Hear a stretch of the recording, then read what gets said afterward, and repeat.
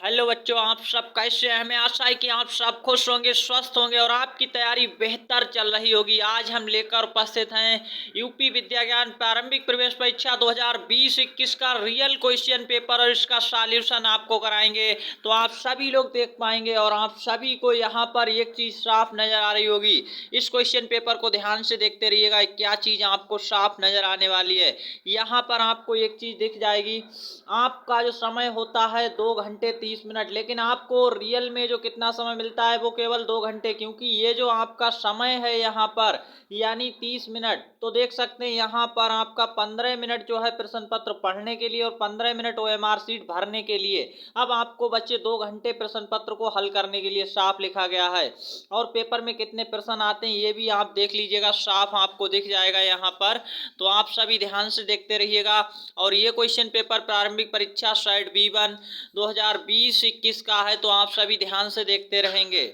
कोई भी आपको यहाँ पर क्वेश्चन पूछना है तो नीचे कमेंट सेक्शन में आप भेजते रहिएगा। देख सकते हैं यहाँ पर 90 प्रश्न होते हैं और इस 90 प्रश्न में प्रश्न पत्र को 3 भागों में खंड खा और खंड गा में विभाजित किया जाता है। भाषा के 20 क्वेश्चन आते हैं, गणित के 35 और रीजनिंग के यहाँ अभिरुचि के 35 प्रश्न। और हर एक विकल्प के लिए यहाँ हर एक प्रश्न के लिए 4 विकल्प होते हैं। OMR शीट पर आपको ये जो है प्री परीक्षा देनी होती है, गोले काले करने होते हैं। और कच्चे कार्य यानी रफ कार्य के लिए OMR शीट पर एक पेज दिया होता है। प्रश्न पत्र में एक आपको पेज दिया होता है। OMR शीट पर कोई भी कच्चा कार्य नहीं करना, रफ कार्य। गलत उत्तर के लिए नकारात्मक अंक नहीं मिलता है आपको, यहाँ पर नेगेटिव मार्किंग नहीं होती है। और जैसा कि आप सभी को पता होगा, पहले से आप सब जानते हैं, परीक्षा में आपको किसी भी प्रकार के कैलकुलेटर, मोबाइल फोन इत्यादि इलेक्ट्रॉनिक उपकरण का प्रयोग वर्जित है। और आज हम आप सभी के लिए हिंदी का यानी खंड का भाषा क्वेश्चंस जो आते हैं भाषा के, वो आपको हम कराने वाले हैं। तो आप सब देख पा रहे होंगे खंड का भाषा और साफ स्क्रीन पर देख पाएंगे। तो आपसे जो कहा गया उसे ध्यान से समझ लीजिए, क्या कहा गया है इस पेपर में। नीचे दी गई कहानी को पढ़कर समझकर प्रश्नों के उत्तर दें। आपसे जो कहा गया है वो आपको याद रखना है। देखिए, आपसे जो यहाँ पर कहा गया है वो ये कहा गया है कि आपको क्या करना है, इस कहानी को यानी देख सकते हैं पढ़कर समझकर और अपने प्रश्नों के उत्तर देना है। तो हम कैसे सॉल्व करेंगे आप सभी देख पाएंगे। और जैसे आपको एग्जाम में बहुत ही कम समय में देख सकते हैं इतने बड़े बड़े यानी पैराग्राफ दिए होते हैं, तो पहले हम क्वेश्चन नंबर फर्स्ट को पढ़ेंगे और फिर हम अपना आंसर करना शुरू करेंगे, यानी ऊपर से देखेंगे। तो यहाँ पर राम प्रसाद और गंगा प्रसाद किस तरह के इलाके में रहते थे। तो आपको इस क्वेश्चन का आंसर कहाँ से देना है, कहानी को पढ़ करके आंसर करना है। तो हम कहानी को पढ़ना स्टार्ट करते हैं। देखिए, कहानी का जो शीर्षक है वो आप देख पा रहे होंगे, क्या है, धुएं पर पानी। तो आप सभी लोग यहाँ पर देख सकते हैं कहानी का शीर्षक क्या है, धुएं पर पानी। और इसको हम पढ़ना स्टार्ट करते हैं। तो थोड़ा सा स्पीड के साथ पढ़ेंगे और आप अपना आंसर फिर कर पाएंगे। करीब 50 साल पहले की बात है। कोलकाता शहर का बड़ा बाजार इलाका तब शहर का सबसे घनी आबादी वाला इलाका था। आप भी हमारे साथ पढ़ सकते हैं और बहुत ही अच्छे से समझ सकते हैं। आज की तरह तब फ्लैट नहीं होते थे, खुले घर और घरों के बाहर आंगन हुआ करते थे, वहीं पर 2 पड़ोसी रहते थे। आज आप लोग देख रहे हैं जिस तरह के यानी फ्लैट होते हैं, इस तरह के प्राचीन काल में फ्लैट नहीं होते थे। करीब 50 साल पहले की बात है। कोलकाता शहर का बड़ा बाजार इलाका था। इसको हम ध्यान से आपको समझाते हुए इसलिए चल रहे हैं कि आपको समझ पाएं। तो अब हम इसको पहले पढ़ लेते हैं। वहीं पर 2 पड़ोसी रहते थे। एक नीचे के तल्ले में रहता था। तल्ले का मतलब निचले मंजिल पर यानी जमीन वाले फ्लोर पर। तो आप समझ पा रहे होंगे। और यहाँ पर देखेंगे जिसका नाम राम प्रसाद था, दूसरा ठीक उसके ऊपर रहता था। देखिए, यहाँ पर हम लाइन का यूज कर लेते हैं। तो आप देख पाएंगे ठीक ऊपर रहता था जिसका नाम गंगा प्रसाद था। तब आज की तरह रसोई गैस नहीं हुआ करती थी। जो आज रसोई गैस होती है वो रसोई गैस नहीं हुआ करती थी। पहले लोग चूल्हे पर खाना पकाया करते थे। चूल्हे में कोयला जलाते थे जिससे धुआं उठता था। राम प्रसाद जब भी चूल्हा जलाता उसका धुआं गंगा प्रसाद के घर में इस कद्र भर जाता उसके बच्चे पढ़ लिख नहीं पाते। उसकी बूढ़ी माँ खांसते खांसते बुरा हाल हो जाता। जो बूढ़ी माँ थी उनका खांसते खांसते बुरा हाल हो जाता था। कई बार वह राम प्रसाद से विनती करता, भाई राम प्रसाद, तुम चूल्हे का मुंह मेरे घर की तरफ न करके सड़क की तरफ कर दिया करो। इसके धुएं से मेरी माँ बीमार पड़ जाती है और बच्चे पढ़ लिख नहीं पाते। राम प्रसाद इसका मजा लेते हुए कहता, गंगा भाई, इसमें मैं क्या कर सकता हूँ, धुएं का तो स्वभाव ही है ऊपर उठना। यहाँ पर देख सकते हैं धुआं तो ऊपर ही उठेगा, इसे राम जी का प्रसाद समझकर स्वीकार करो। गंगा प्रसाद कुछ बोल नहीं पाता था। आप देख पा रहे हैं इसी तरह परेशानी में दिन रात बीतते रहे। एक दिन गंगा प्रसाद का छोटा भाई देख सकते हैं श्याम उससे मिलने आया। सुबह घर फिर धुएं से भर गया। उसकी बूढ़ी माँ खांसते खांसते बुरा हाल हो गया। और यहाँ पर आप सभी लोग देख पाएंगे, पूरा का पूरा हमें पढ़ना है। खुद श्याम परेशान हो गया। जब तक घर में धुआं भरा रहा वह कोई काम नहीं कर सका, ठीक से सांस तक नहीं ले पाया। श्याम ने गंगा प्रसाद से कहा, भैया ये क्या, कितना हानिकारक है ये धुआं, मना क्यों नहीं करते पड़ोसी को, क्या हाल कर रखा है धुएं ने सबका।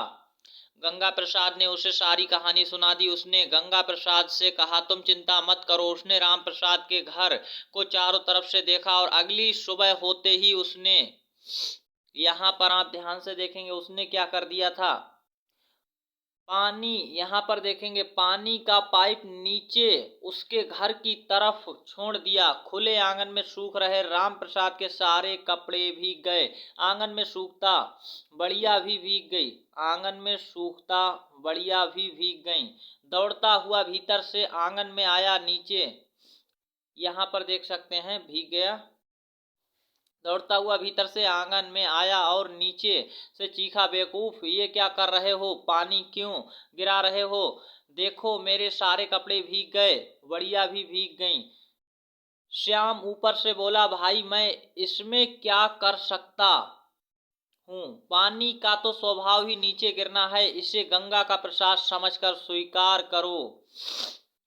राम प्रसाद को बात समझ आ गई। दूसरे दिन से धुआं आना बंद हो गया।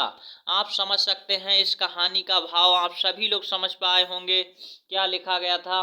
तो आपको यहाँ पर ये यानी जो कहानी थी पूरी की पूरी हमने पढ़ ली। और देख सकते हैं इतना इतना बड़ा यानी आपको कहानी दिया जाता है, इसको अच्छे से पढ़ने के बाद अब आंसर कर पाएंगे।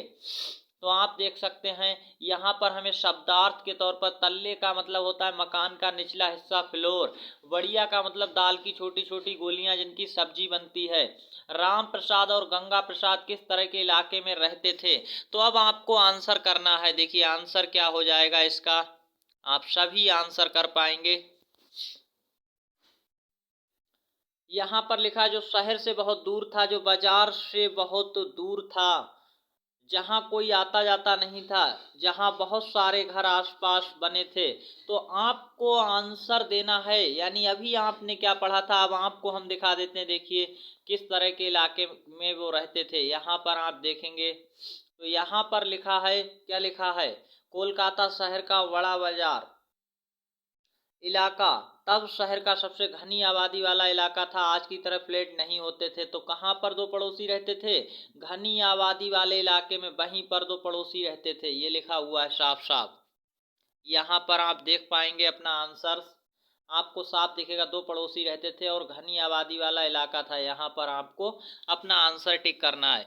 तो अब आप देखेंगे सही आंसर आपको मिल चुका है। क्या है, जहाँ बहुत सारे घर आसपास बने थे, बाजार से बहुत दूर, शहर से बहुत दूर, जहाँ कोई आता जाता नहीं था। तो इसका सटीक आंसर हो जाएगा किस तरह के इलाके में रहते थे, घनी आबादी वाले इलाके में, जहाँ बहुत सारे घर आसपास बने होते हैं उसी को घनी आबादी वाला इलाका कहते हैं। नेक्स्ट क्वेश्चन है, धुएं के कारण गंगा प्रसाद के घर के लोगों के पर कुप्रभाव पड़ा। रिक्त स्थान पर क्या आएगा, सौंदर्य यानी सुंदरता पर प्रभाव पड़ रहा था। स्वास्थ्य यानी आप देख सकते हैं स्वास्थ्य पर प्रभाव पड़ रहा था, सामान पर प्रभाव पड़ रहा था, या फिर भोजन पर। तो आप सभी का सही आंसर अभी हमने जैसा कि आपको बताया था, सही आंसर स्वास्थ्य पर। यानी क्या हो रहा था, गंगा प्रसाद के घर के लोगों पर स्वास्थ्य पर कुप्रभाव पड़ रहा था। सही आंसर यहाँ पर क्या हो जाएगा? बी। नेक्स्ट क्वेश्चन, इस तरह से आप अपने क्वेश्चंस को कर पाएंगे। नेक्स्ट क्वेश्चन क्या है, यहाँ पर देखें पूरी कहानी में कौन सा प्रमुख भाव निकलकर सामने आ रहा है। तो आप सभी देखेंगे पूरी कहानी जब हमने पढ़ी तो उसमें आपको कौन सा भाव समझ आया? पीछा करने का, परेशान करने का, सबक सिखाने का, मजाक उड़ाने का। तो यहाँ पर यानी पूरी कहानी में जो था वो किस प्रकार का भाव सामने निकल कर आ रहा है, तो आप देख रहे होंगे यानी पूरी कहानी का भाव देखेंगे तब आपको समझ आएगा क्या हो सकता है। देखिए आपसे पूछा जा रहा है पीछा करने का, परेशान करने का, सबक सिखाने का, मजाक उड़ाने का। सही आंसर यहाँ पर क्या हो जाएगा? पूरी कहानी का भाव देखेंगे तो सबक सिखाने का भाव था, उसे सबक ही तो सिखाया था। सही आंसर सी हो जाएगा। नेक्स्ट क्वेश्चन की ओर देखेंगे और नेक्स्ट क्वेश्चन क्या है, राम प्रसाद खुद को नुकसान पहुंचाए बिना धुएं को गंगा प्रसाद के घर की ओर जाने से कैसे रोक सकता था? इस क्वेश्चन का सही आंसर क्या होगा? देखिए इस क्वेश्चन का सही आंसर आपको देना है अपने चूल्हे को पूरी तरह से जलना बंद करके। तो ऐसा नहीं करना है उसे, चूल्हे का मुंह दूसरी ओर करके, ये सही आंसर था। इसी तरह से मोड़ सकता था बी ऑप्शन। अपना घर कहीं और बदल कर ये तो नहीं करना है। रसोई गैस पर खाना बनाकर ये भी नहीं करना है। चूल्हे का मुंह केवल दूसरी ओर करना था। सही आंसर बी हो जाएगा। नेक्स्ट क्वेश्चन आपसे पूछा गया, राम प्रसाद को श्याम की बात कब समझ आई? जब श्याम ने उसको डराया धमकाया। विकल्प बी, जब उसे अपने किए पर खुद पछतावा हुआ। जब उसने स्वयं वैसी ही परेशानी का अनुभव किया। जब उसे बचने का कोई उचित उपाय समझ नहीं आया। सही आंसर है विकल्प सी, जब उसने स्वयं वैसी ही परेशानी का अनुभव किया तब यहाँ पर जो है क्या हुआ था, यानी राम प्रसाद को श्याम की बात समझ आई थी। सही आंसर सी के साथ चला गया। नेक्स्ट क्वेश्चन, क्वेश्चन नंबर यहाँ पर आप देखेंगे 6, और 6 क्या है आपको यहाँ पर जो दिख रहा है, फिर से आपको क्या पूछा जा रहा है, इस कहानी के लिए इनमें से कौन सी कहावत उपयुक्त है आपको ये बताना है। ये जो कहानी अभी आप लोगों ने पढ़ी तो इसका यानी सही आंसर क्या होगा? इस कहानी के लिए कौन सी कहावत उपयुक्त हो जाएगी, तो आपको वो आंसर करना है यहाँ पर जो सही हो जाए इसके लिए। तो देखिए इसका सही आंसर जल्दी से बताते हैं। किए कराए पर पानी फेरना, अंत भला तो सब भला, सांच को आंच नहीं जैसे को तैसा। सही आंसर है जैसे को तैसा। यानी इस जो कहानी के लिए उपयुक्त कहावत है वो कौन सी है? जैसे को तैसा। यहाँ पर एकदम फिट बैठ रही है। तो सही आंसर इसका मिल चुका है।